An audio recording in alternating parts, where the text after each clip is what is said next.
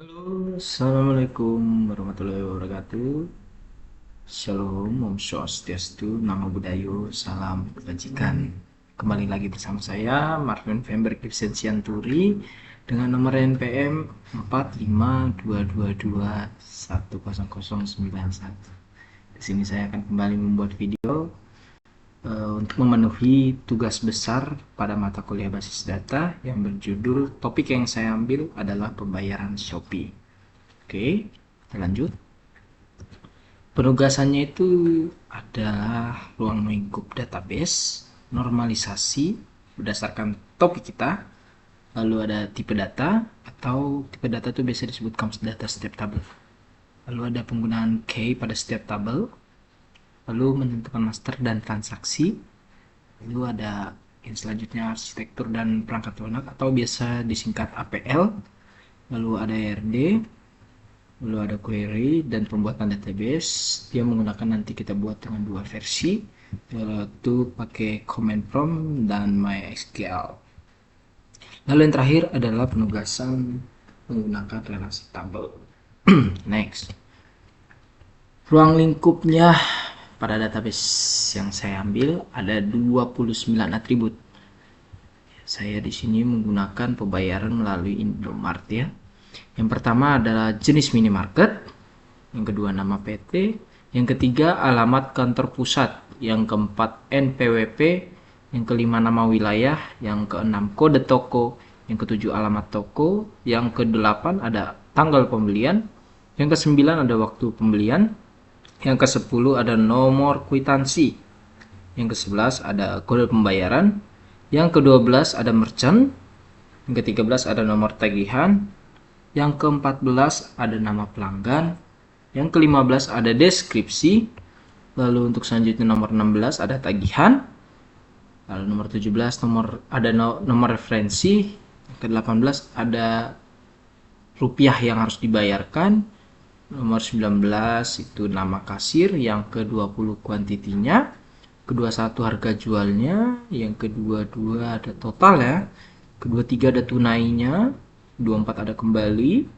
25 ada layanan konsumen, 26 WhatsApp, 27 call center, 28 alamat website toko, 29 adalah alamat line PT. Ya, semua atribut yang 29 atribut ini terdapat di dalam satu lembar bukti pembayaran ini. Oh, banyak ya, lumayan.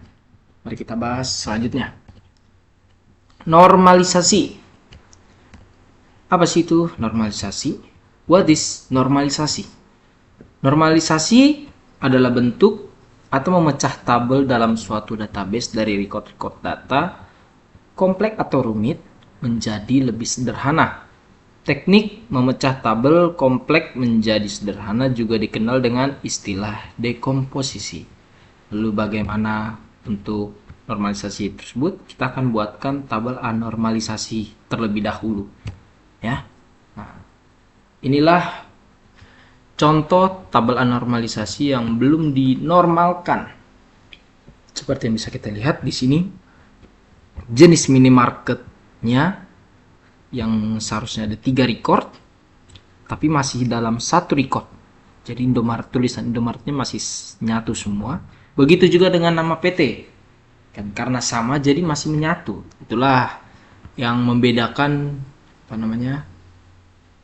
tabel anormalisasi ini. Lalu yang ketiga ada alamat kantor pusat. Ya, di sini ada ini begini ya, bisa dilihat sendiri. Lalu yang selanjutnya ada NPWP, ya. Ada nama wilayah, kode toko, alamat toko, tanggal pembelian, waktu pembelian, nomor kwitansi, kode pembayaran, merchant, nomor tagihan, nama pelanggan, deskripsi, tagihan, nomor referensi, jumlah bayar, nama kasir, kuantitinya, harga jual, total tunai kembali, layanan konsumen, WhatsApp, call center, alamat website toko, alamat website PT. Ya, semua yang ada di sini ya, itu yang saya sebutkan di 29 atribut yang sebelumnya.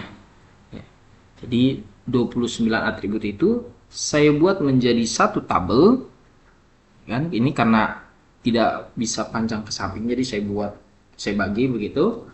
Nah, inilah contoh tabel anormalisasinya. Lalu normalisasi 1NF itu bagaimana? Ya, normalisasi 1NF ya inilah perbedaannya. Seperti tadi kan jenis minimarket, sama nama PT, sama show merchant, ya kan? Tadi itu masih di dalam satu tulisan saja. Nah, sekarang sudah dibagi menjadi masing-masing. Masing-masing dia memiliki recordnya tersendiri. Ya. Oke, di sini ada jenis minimarket, ininya Indomaret ya kan, nama PT Indomaret satu dia masing-masing ya kan. Lalu alamat kantor pusatnya, dia ada gedung, ya berbagai gedung lah. Lalu ada NPWP-nya, dia memiliki NPWP masing-masing setiap toko. Ya. Lalu ada nama wilayahnya, nama wilayah toko tersebut ada di mana. Ya kan? Lalu ada kode tokonya, ya kan? Kode toko, setiap toko tuh beda-beda. Lalu ada alamat toko ya. Kenapa saya buat hanya kecamatannya saja? Karena kalau saya cantumkan alamat lengkapnya tidak akan cukup. Makanya saya buat kecamatannya. Kecamatannya pun sudah cukup membedakan. Lalu ada tanggal pembelian, si pembeli membeli barang tersebut pada tanggal berapa? Ya inilah di sini, ya. Lalu ada waktu pembeliannya, ya saya input juga. Lalu ada nomor kwitansinya, ya. Setiap pembelian pasti beda-beda nomor kwitansinya. Lalu ada kode pembayaran, ya. SHPK ini berujuknya karena saya membelinya dari Shopee ya kan. Ya itulah. Merchantnya dia dari Shopee ya. Nomor tagihannya tidak jauh beda, sama persis dengan kode pembayaran. Nama pelanggan, nah inilah nama pelanggan yang membeli dari barang-barang tersebut ya. Lalu ada deskripsinya itu tinggal ditambahkan saja pesanan oleh siapa yang membeli pesanan ini ya kan. Jadi diberikan pesanan oleh siapa ya kan. Oke, lalu tagihannya dia membeli satuan barangnya tuh harganya berapa ya kan. Nah, lalu ada nomor referensinya sama dengan nomor tagihan dan kode pembayaran. Lalu bayarnya itu jumlah bayar yang harus dia bayarkan tuh berapa ya kan. Contoh kayak gini ya kan. Nah, satuan barangnya tuh harganya segini. Nama kasirnya itu ada, nah beda-beda kan setiap toko nama kasirnya kan, nggak mungkin kan setiap toko kasirnya sama semua kan namanya kan.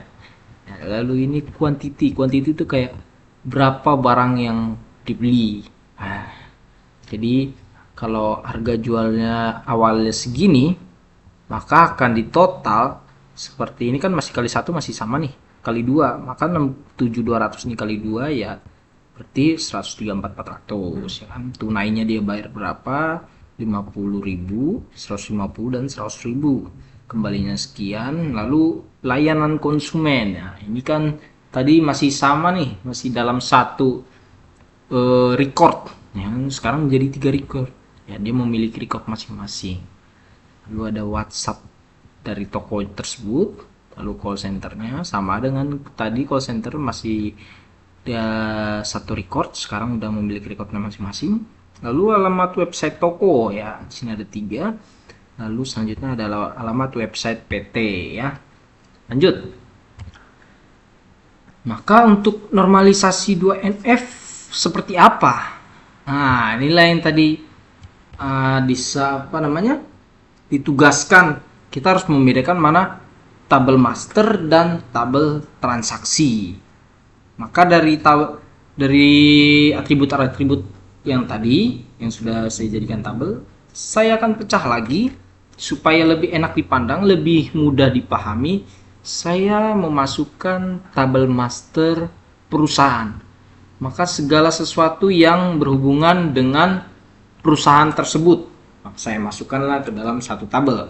Ya kan? Contoh NPWP ini NPWP satu perusahaan itu, jenis minimarket ya kan, nama PT-nya, alamat kantor pusat, layanan konsumen, call center, alamat website PT. Lalu di sini yang menjadi primary key-nya adalah si NPWP ini ya. Apa itu primary key? Nanti kita simak di selanjutnya ya. Lalu ada tabel master yang kedua, yaitu tabel toko yaitu ada kode toko, nama wilayah, alamat toko, WhatsApp, alamat website toko, ya kan. Di sini yang menjadi primary key-nya adalah kode toko, si kode toko ini. Lalu pada tabel master ketiga itu ada tabel pelanggan. Dia ada ID pelanggan dan nama pelanggan. Nah, karena nama pelanggan itu bisa sama, maka kita yang menjadikan primary key-nya adalah ID pelanggan, ya. Lalu untuk tabel master selanjutnya ada tabel kasir. Ada ID kasir dan nama kasir. Sama dengan tabel pelanggan tadi. Ya, di sini yang primary key-nya adalah tabel ID kasir. Next. Nah, inilah tabel transaksi yang menjadi tabel transaksi, ya. Saya berikan nama tabel transaksi ini tabel bayar namanya, ya kan. Apa saja yang ada di sini? Tabel bayar tuh apa saja yang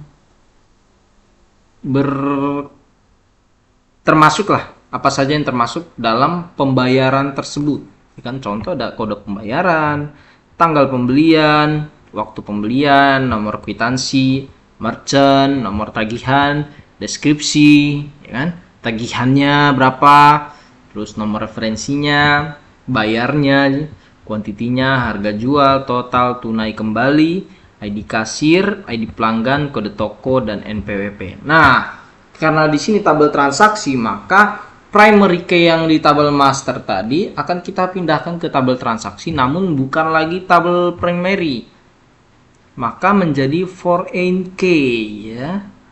Bukan lagi primary key dia, maka menjadi foreign key di sini, ya. Oke. Next. Tipe data atau kamus data setiap tabel in PHP-MyAdmin. Nah, di sini mari kita simak, ya. Kita buka PHP-MyAdmin kita, ya. Oke, caranya adalah kita mulai sampai control panel kita, ya kan. Di sini hanya ini mengetik admin ini. Nah, oke, pada MySQL, ya, admin. Oke. Nah, ini dia. Ini database yang ada, ya kan. Wah, untuk tipe datanya kita lihat pada database yang sudah saya buat, ya. Pada tabel perusahaan, tadi kan tabel master pertama kan tabel perusahaan. Dia NPWP ini tipe datanya integer, ya. Integer 11. Jenis minimarket dia menggunakan tipe data varchar 30. Ya. Nama PT dia menggunakan varchar 30. Jadi jenis tipe datanya ini, ya kan. Lalu untuk selanjutnya alamat kantor pusat dia menggunakan varchar 50. Kenapa 50? Karena kan alamat itu bisa saja panjang, ya kan? Tidak semua alamat pendek. Kan saya gunakan varchar 50. Lalu ada layanan konsumen menggunakan jenis tipe datanya varchar, ya, varchar 15. Call center saya menggunakan tipe data varchar 15. Yang selanjutnya alamat website PT saya menggunakan tipe data varchar 35. Oke. Untuk tabel master selanjutnya ada tabel master toko. Ya, di sini ada kode toko yang menjadi primary key-nya. Tipe datanya dia varchar 15. Ada nama wilayah dengan tipe data varchar 30. Alamat toko varcharnya 30. WhatsApp varcharnya 12 tipe data, ya. Alamat website toko dengan tipe data varchar 35. Selanjutnya ada tabel master pelanggan. Ya, tabel master pelanggan ini hanya dua, kan? ID pelanggan dengan tipe data varchar 10, lalu ada nama pelanggan dengan varchar tipe data 30. Ya, selanjutnya ada tabel kasir, ya. Tabel kasir juga masih hanya dua. dia ada ID kasir dengan tipe data varchar 10 dan nama kasir dengan tipe data varchar 30. Selanjutnya kita akan lihat tabel transaksi yang saya namakan tabel bayar ya. Di sini saya menginput kode pembayarannya itu menggunakan tipe data char 15 ya. Lalu tanggal pembeliannya saya menggunakan tipe data date ya. Lalu waktu pembeliannya saya menggunakan tipe data time karena kan waktu time ya kan. Lalu untuk nomor kwitansi saya menggunakan tipe data char 11. Untuk merchant saya menggunakan tipe data char 15. Nomor tagihan char 12, deskripsi varchar 30, tagihan desimal 10,2 ya kan, saya menggunakan desimal karena dia akan hitung-hitungan ya. Nomor referensi menggunakan char 15, bayar sama saya menggunakan desimal 10,2, quantity saya menggunakan integer 11 ya. Harga jual saya menggunakan varchar 12 ya. Total saya menggunakan desimal 10,2. Tunainya saya juga menggunakan desimal 10,2, dengan kembali juga saya menggunakan desimal 10,2. Lalu untuk foreign key-nya ada ID kasir saya menggunakan varchar 10, ID pelanggan saya menggunakan varchar 10, kode toko saya menggunakan varchar 15, NPWP saya menggunakan integer 11. Itulah tipe-tipe data yang bisa kita lihat sama-sama ya kan. Lalu kembali lagi mana tadi ya. Primary key ya, seperti yang saya jelaskan tadi. Primary key and foreign key, apa itu? Dari tadi kita bahas primary key dan foreign key, apa sih sebenarnya itu ya? Primary key itu adalah kunci utama yang mengidentifikasi semua baris di dalam tabel ya kan. Jadi di dalam semua baris yang ada di tabel itu kunci utamanya itu si ini yang menjadi primary key-nya ya kan. Lalu foreign key itu adalah sebuah kolom pada tabel yang nilainya sama dengan nilai pada kolom primary key pada tabel yang lain ya kan? Jadi di dalam kolom yang ada di tabel ini nilainya sama ya kan. Nilai pada primary key-nya dengan tabel yang lain itu sama, maka itu akan dijadikan foreign key. Semoga mudah dipahami ya. Kita lanjut. Ini seperti yang saya bilang tadi kan, NPWP karena dia di tabel transaksi sama ya kan, maka di tabel master dia primary key, kode toko juga primary key, ID pelanggan dia primary key, ID kasir juga primary key. Maka di tabel transaksi dia menjadi foreign key kan. Karena kenapa? Dia nilainya sama tapi pada tabel yang lain. Maka dijadikanlah foreign key. Oke, next. APL. APL itu apa sebenarnya? Kan? APL itu adalah arsitektur perangkat lunak yang dimana di sini yang tengah ini proses ya, yang di sebelah kiri ini adalah awalannya, lalu untuk dia inputnya nih, ini input yang sebelah kiri, lalu untuk yang sebelah kanan adalah outputnya atau hasilnya ya kan.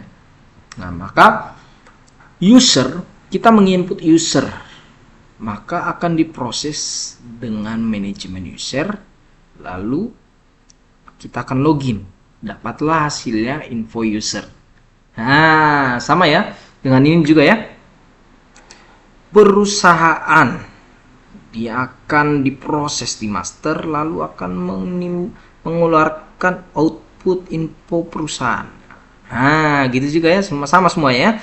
Toko pelanggan kasir kita input ya kan, diproses nih, proses di master, lalu akan mengeluarkan output info toko, info pelanggan, dan info kasir ya.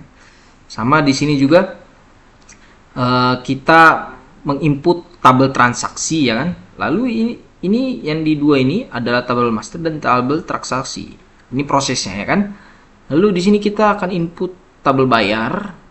Kita inputlah tabel bayar, diproses di tabel transaksi ini, maka akan dihasilkan output mengenai info bayar dan lab bayar. Kalau nggak salah lab ini laporan. Semoga saya tidak salah. Ya, lanjut. ERD. Oke.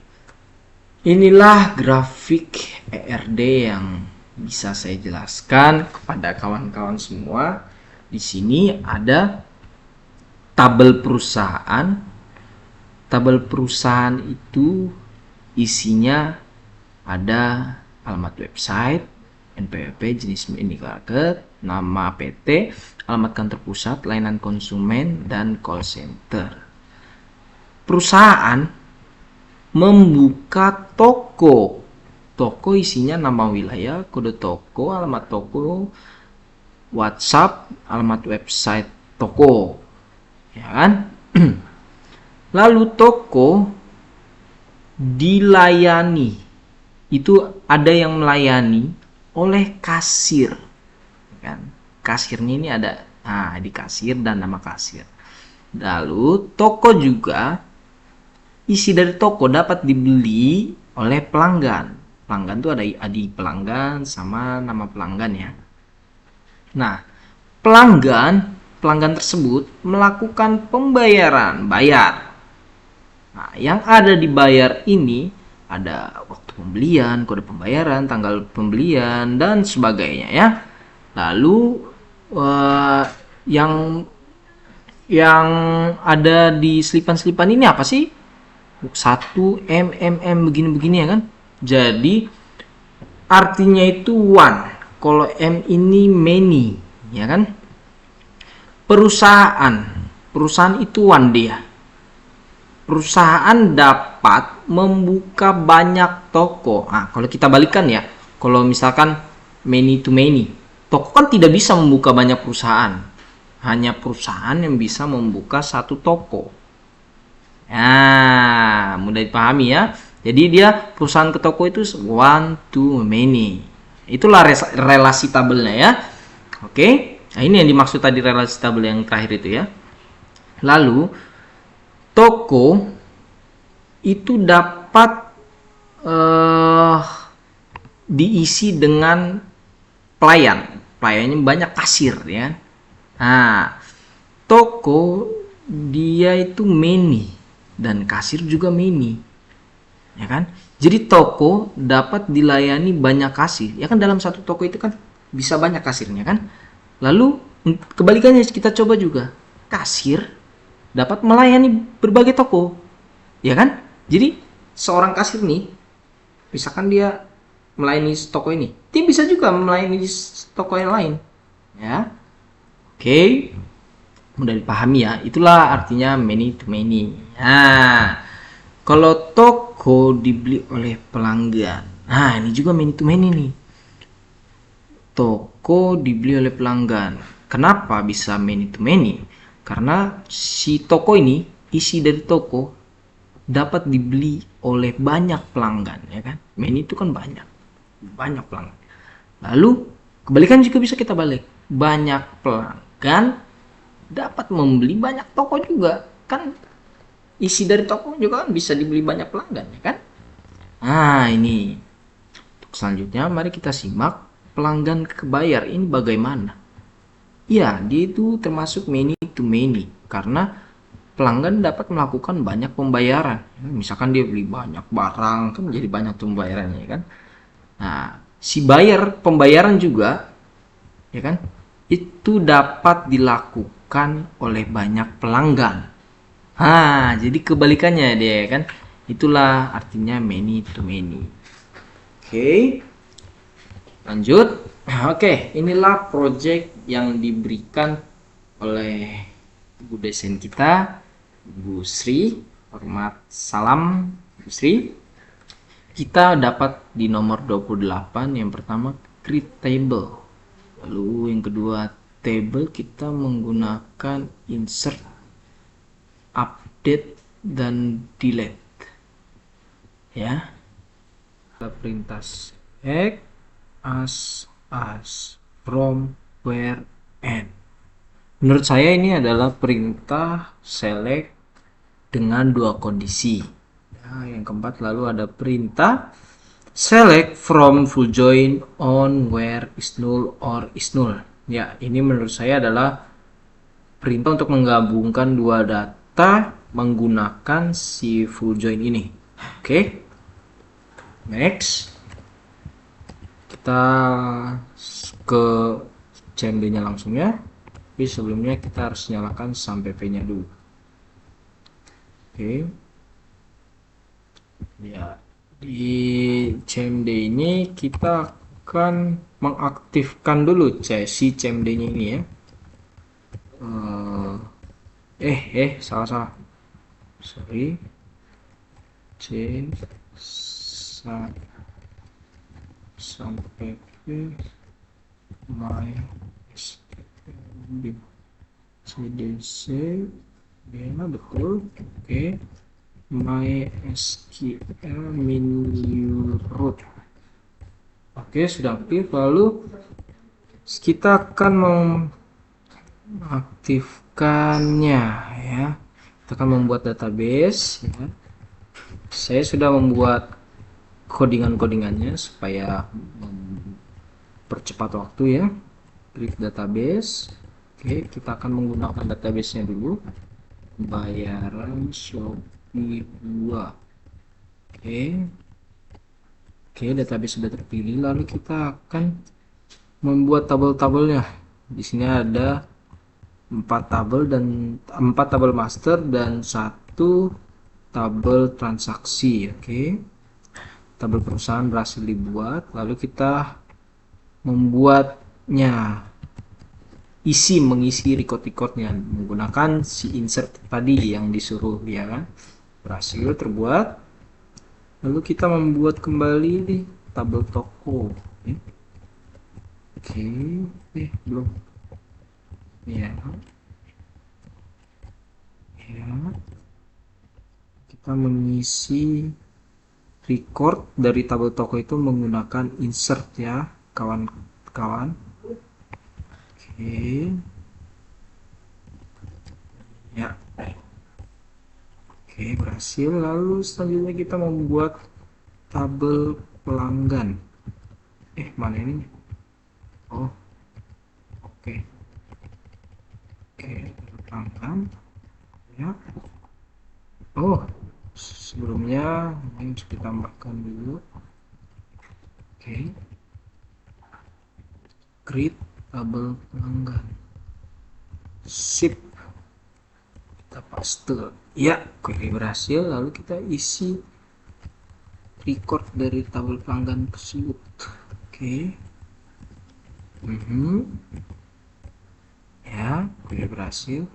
Kita kembali membuat tabel kasir ya.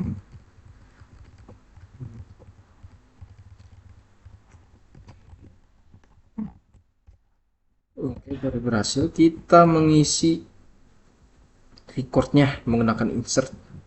Kita isi record tabel kasir menggunakan insert. Berhasil. Nah, ini kita mulai membuat tabel bayar. Tabel bayar itu adalah tabel transaksi ya teman-teman.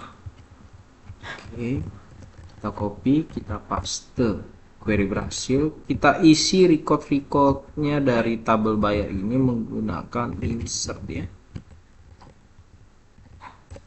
Oke, query berhasil ya. Ada 3, tidak ada yang terduplikasi ya. Lalu kita akan menampilkan record dari tabel-tabel tadi yang sudah kita buat ya. Select from perusahaan. Nah, ini dia isinya.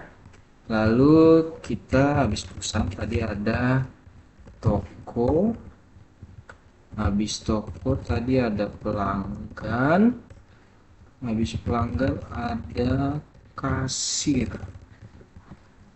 Ya, habis kasir tadi ada bayar sebagai transaksi. Ya, inilah semua isi record-recordnya yang sudah kita input tadi. Lalu selanjutnya kita melakukan perintah update ya. Jadi Sebelumnya kita akan mengupdate gedung Menara Indomaret Pantai Kapuk ini akan kita ubah menjadi gedung Indomaret Merdeka ya teman-teman. Maka kita menggunakan kode seperti ini ya. Oke. Nah, maka coba kita tampilkan ya. Select bintang from perusahaan. Nah, jadi sudah terganti ya teman-teman. Nah, untuk perintah selanjutnya kita disuruh mendelete ya. Mendelete menggunakan perintah delete. Nah, di sini di pelanggan 987 ini akan kita hapus ya. Oke, ya yang ini 987 ini yang tadinya FTSCO ini, maka yang tadinya ada 3 maka akan kita buat jadi 2 ya teman-teman menggunakan perintah delete. Query berhasil, maka kita coba tampilkan from pelanggan. Jadi 2 ya teman-teman. Oke, selanjutnya kita menggunakan select dengan 2 kondisi ya. Ini dia tugas yang diperintahkan oleh dosen kita Ibu Sri. Oke, mari kita laksanakan. Set. Ngolah ini ya kan. Perintah dengan 2 select ini adalah call center sama PT.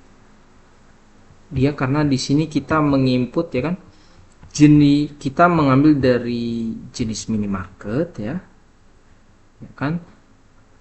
As itu adalah alias call center nama PT alias nama PT dari perusahaan ya. Oke. Selanjutnya kita disuruh menggabungkan data dari 2 tabel menggunakan full join. Kita menggunakan perintah seperti ini sudah saya buatkan, tapi menurut saya perintah ini tidak bisa digunakan di data saya. Error dia kan. Karena apa? Karena tidak bisa langsung. Dia harus menggunakan left join dulu. Left atau right join. Maka alangkah baiknya kita menggunakan left join saja. Nanti dia bisa kan? Oke. Selanjutnya kita akan membuatnya menggunakan PHP MyAdmin. Gimana caranya? Gampang. Kita hanya membuka PHP MyAdmin dari sini, dari sampaian tadi di MySQL kita buka admin. Akan terbuka dia otomatis. Nah, di pembayaran ini kita buka ya pembayaran. Oke. Nih, tadi pembayaran yang saya sebelumnya buat ada pembayaran Shopee 2. Ini untuk tugas pertama ada pembayaran Shopee pertama. Maka kita akan membuat yang baru. Pembayaran Shopee ketiga ya. Create database pembayaran Shopee ketiga. Oke, caranya gampang. Tidak, kalau tadi kita kan harus pakai use ini ya. Kalau PHP ini lebih mudah, kita tinggal mengklik saja. Iya, terus kita buat di MySQL. Kita bisa membuatnya langsung sekali banyak sih sebenarnya teman-teman ya. Kita create ya. Habis itu kita paste, kita buat. Berhasil terbuat nih perusahaan ya kan. Lalu kita insert langsung aja ya kan. Create juga. Oke, kita insert. Lalu kita buat tabel toko.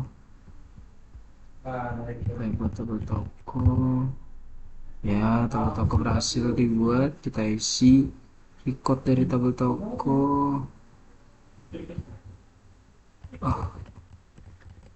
Oke, ikutan kotak query pun. Oke, kita isi, kita buat tabel pelanggan dulu. Kita buat tabel pelanggan. Oke, lalu kita isi record pada tabel pelanggan.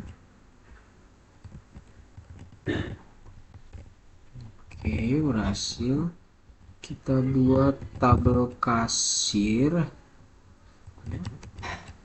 Oke, lalu kita isi tabel-tabel yang ada pada kita isi record yang ada pada tabel kasir. Oke, lanjut kita buat tabel transaksinya, yaitu tabel bayar ya. Oke. Ya. Oke, selanjutnya kita isi record yang ada pada tabel bayar. Oke. Oke, maka di sini ada 1, 2, 3, 4 tabel master dan 1 tabel bayar ya teman-teman. Oke, di sini maka record-recordnya sudah langsung terisi ya. Tuh, seperti itu, terisi dia dengan rapi ya teman-teman. Lanjut, kita akan menampilkan. Nah, kalau di PHP Admin ini bisa langsung sekaligus saja lah ya, supaya cepat. Kita ke pembayaran Shopee 3. Set. Dia langsung ya. Terus dijelaskan juga ini tabel dari apa nih ya kan? Ya apa? Record dari tabel apa nih ya kan? Ini record dari tabel perusahaan, ini record dari tabel toko, ini record dari tabel pelanggan, ini record dari tabel kasir ya. Oke. Lanjut. Kita akan mengupdate seperti yang tadi ya di CMD. Kita update tadi itu di perusahaan, berarti kita klik yang perusahaan, kita klik SQL nya ya, hub. Oke, set. Oke, berhasil dilihat. Mari kita lihat, kita jelajahi. Sudah berhasil terubah ya. Lalu kita akan mendelete recordnya seperti tadi ya. Ini di tabel pelanggan. Baik, kita tinggal klik yang di tabel pelanggan, kita ke SQL nya, kita paste. Oke, untuk teman-teman yang belum tahu, untuk cara merunning di PHP Admin ini tinggal kita gunakan CTRL dan enter ya teman-teman, gampang aja ya. Oke, lalu untuk tugas pentingnya yang ini kita menggunakan select dengan 2 kondisi ya. Mari kita gunakan di pembayaran Shopee 3, kita ke SQL. Oke. Lalu kita CTRL. Maka dia akan nongol nih call center dan nama PT. Lanjut, kita ke tampilkan query lagi, kita hapus, kita buat seperti yang tadi sebagai bukti ya. Kalau di sini juga sama aja sebenarnya, di CMD juga tidak bisa, maka di sini juga tidak bisa. Dia akan error. Maka kita akan buatnya dengan left join ya teman-teman. Oke. Sorry. Oke, join. Ya, di sini dia berhasil ya teman-teman ya. Berhasil dia, tapi isinya kosong ya teman-teman. Oke. Jadi sekian presentasi dari saya. Kiranya apa yang dapat saya berikan, ilmu-ilmu yang dapat saya berikan ke teman-teman dapat membuahkan hasil, dan semoga saya mendapatkan nilai yang bagus dari dosen kita Ibu Sri. Salam hormat, selamat malam, sampai jumpa.